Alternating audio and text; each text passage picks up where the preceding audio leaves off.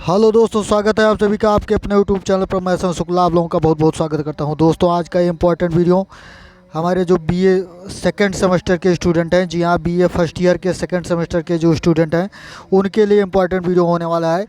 आज के इस वीडियो में दोस्तों हम चर्चा करेंगे सेकंड पोएम जो आपकी है, आपके चैप्टर की, जो आपके कोर्स की सेकंड पोएम है, यानी बीए सेकंड सेमेस्टर के जो स्टूडेंट हैं, BA first year second semester के, तो उनके सब्जेक्ट में, उनके कोर्स में जो सेकंड पोएम है आपकी, ऑन हिज ब्लाइंडनेस, जी हाँ, on his blindness, John Milton के द्वारा, तो उसके बारे में दोस्तों आज के इस वीडियो में चर्चा करेंगे। तो आइए देखते हैं कि इसमें, इस वीडियो में क्या इंपॉर्टेंट चीज़ है जो जॉन मिल्टन और ऑन हिज ब्लाइंडनेस के बारे में बताई गई है। तो इसमें दोस्तों हम समरी ऑफ द पोएम, जी हाँ, कविता का सारांश जो है उसके बारे में चर्चा करेंगे। तो आज के इस इम्पॉर्टेंट वीडियो में summary of the poem on his blindness bye John Milton, उसी के बारे में चर्चा की गई है। तो आइए देखते हैं दोस्तों कि क्या इंपॉर्टेंट चीज़ है, क्या समरी है इस पोएम की, और समरी के माध्यम से दोस्तों आप इससे रिलेटेड कोई भी क्वेश्चन आता है, पोएम से रिलेटेड कोई क्वेश्चन आता है या एक्सप्लेनेशन के लिए पैसे जानेंगे तो आप आसानी से सॉल्व कर लेंगे अगर आप इसकी समरी जानेंगे। तो ये आपका वीडियो बहुत ही इंपॉर्टेंट होगा आपके लिए। और दोस्तों, जो भी हमारे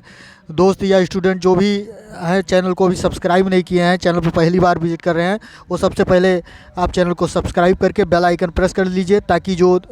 नियमित रूप से जो आपकी क्लास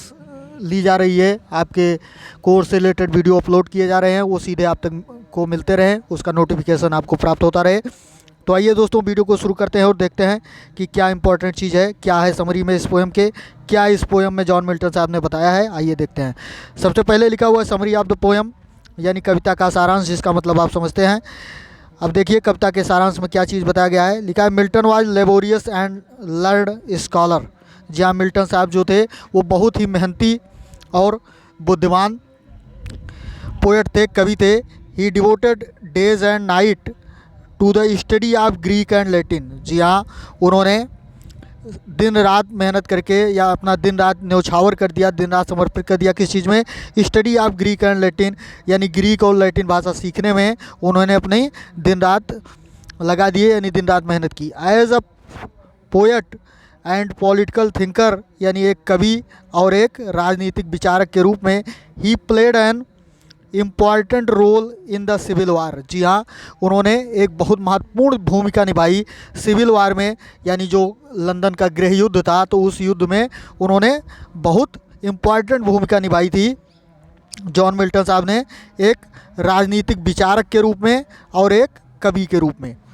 आगे देखिए, he worked round the clock, यानी उन्होंने दिन रात मेहनत की, इन सपोर्ट ऑफ क्रॉमवेल। जी हाँ, क्रॉमवेल वहाँ के नेता का नाम है जो उस सिविल वार के अगुआ थे, तो क्रॉमवेल के सपोर्ट में उन्होंने दिन रात मेहनत की। ही रोट पम्फलेट्स, उन्होंने पम्फलेट अर्थात पर्चे लिखे, इन support of the parliamentary forces led by Cromwell, यानी क्रॉमवेल के द्वारा जो पार्लियामेंट यानी लोकतांत्रिक ताकतें जो चलाई गई थी, लोकतंत्र के लिए जो लड़ाई उनकी थी, उसके लिए उन्होंने क्या किया, उनके सपोर्ट में, उनकी मदद में उन्होंने क्या किया,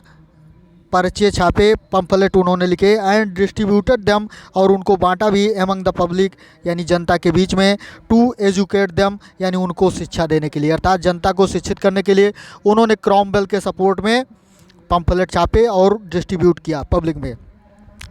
आगे देखिए, एट द एज ऑफ 44, यानी 44 साल की उम्र में, when he was busy with the national affairs, जब वो राष्ट्रीय कार्यों में बिजी थे, राष्ट्रीय मामलों में बिजी थे, he lost his I site, तो उन्होंने तब क्या हुआ कि उनकी जो आँखों की दृष्टि सी वो खो गई, यानी उन्होंने अपने आँखों की दृष्टि खो दी। एंड हिज लिटरेरी करियर, और जो उनका साहित्यिक करियर था वो आज ऑलमोस्ट डूम्ड, यानी वो भी लगभग अंधकारमय हो गया या खो गया। आगे देखते हैं दोस्तों।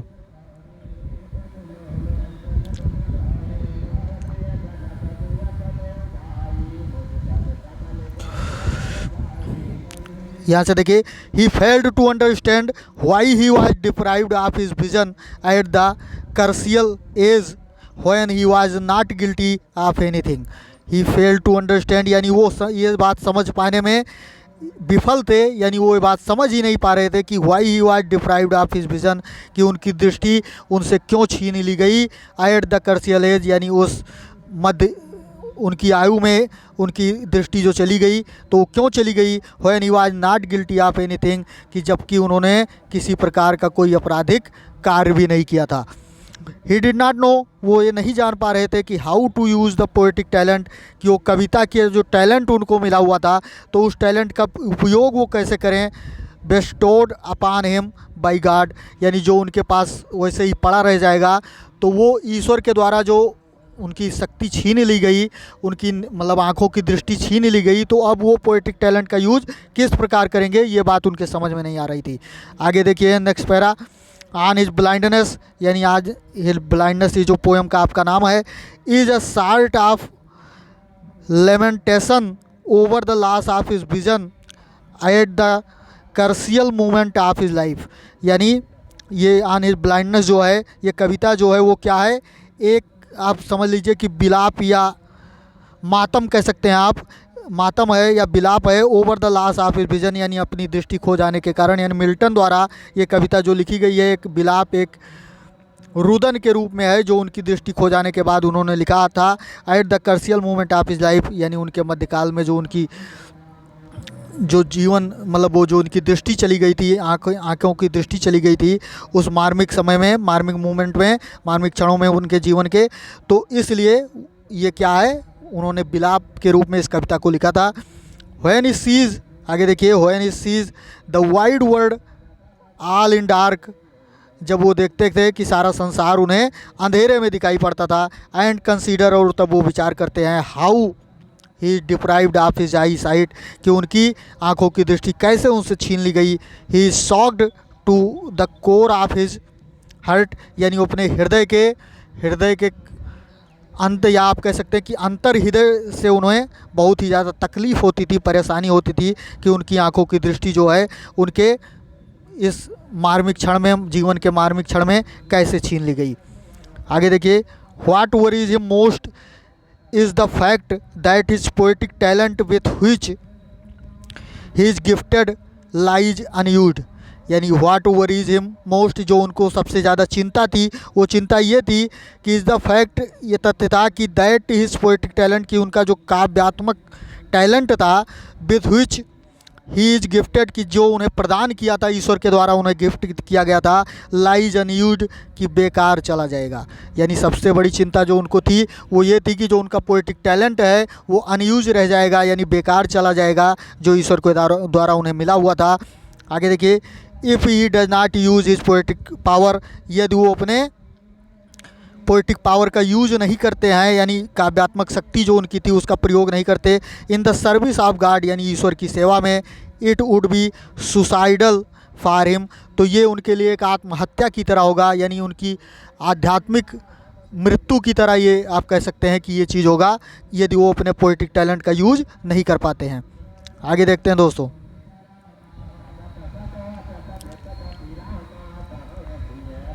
यहाँ से देखिए, he wants to present before God his true and full account, यानी वो ईश्वर के समक्ष जो है, ईश्वर के समक्ष अपने पूरा अपना लेखा जोखा प्रस्तुत करना चाहते थे, सो दैट, ताकि he should not rebuke him, कि ईश्वर उन्हें डांट न सके, उन्हें इसके लिए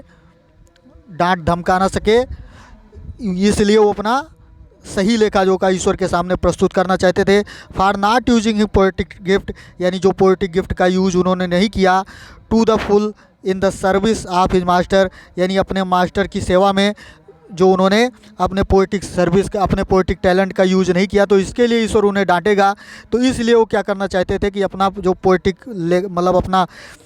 जो लेखा जोखा था उसको प्रस्तुत करना चाहते थे, यानी कहने का मतलब कि वो ये चाहते थे कि जो ईश्वर ने हमें गिफ्ट दिया है, कविता करने का गिफ्ट दिया है, यानी शक्ति प्रदान की है, तो उसका सही उपयोग वो करें। अगर वो इसका सही उपयोग नहीं करते हैं तो ईश्वर के यहाँ जब वो जाएंगे तो ईश्वर इसके लिए उनको डांटेगा कि जो गिफ्ट हमने तुम्हें दिया था, जो शक्ति तुम्हें दी थी, उसका सही प्रयोग तुमने नहीं किया। आगे देखते हैं दोस्तों,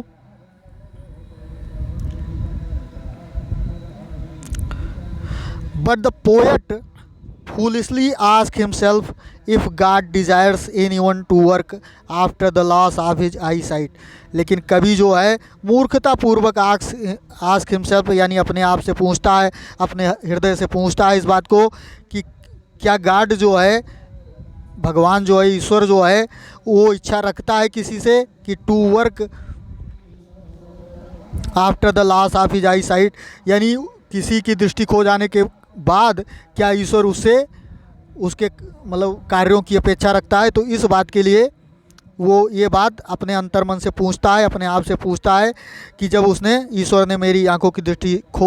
छीन ली तो किस प्रकार मुझसे अपनी सेवा करवाना चाहता है, यानी पोएटिक यानी काव्य के द्वारा वो अपनी सेवा किस प्रकार करवाना चाहता है। आगे देखते हैं।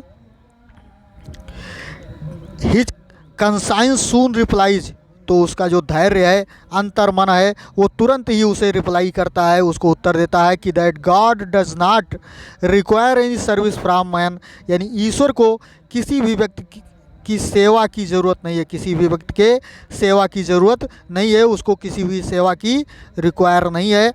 Nor does he want the use of his gift in his service, और ना ही जो ईश्वर ने टैलेंट या गिफ्ट जो व्यक्तियों को दिया है वो अपनी सेवा में उसको वापस चाहता है, यानी ईश्वर को किसी के सेवा की ज़रूरत नहीं है और ना ही उसके द्वारा दिए गए गिफ्ट को वापस लेने की ज़रूरत है, अर्थात उसके द्वारा दिए गए गिफ्ट के द्वारा अपनी सेवा करवाने की भी ज़रूरत ईश्वर को नहीं है। What he wants is his obedience, जो चाहता है वो का मतलब यहाँ ही जो कैपिटल लेटर से बीच बीच में लिखा है इसका मतलब यह है कि ईश्वर के लिए इसका प्रयोग किया गया है। तो ईश्वर जो चाहता है वो क्या है, हिज ओबीडियंस, यानी वो अपने आज्ञा का पालन करवाना चाहता है, यानी ईश्वर केवल यही चाहता है कि उसके जो सेवक हैं वो उसकी आज्ञा का पालन करें।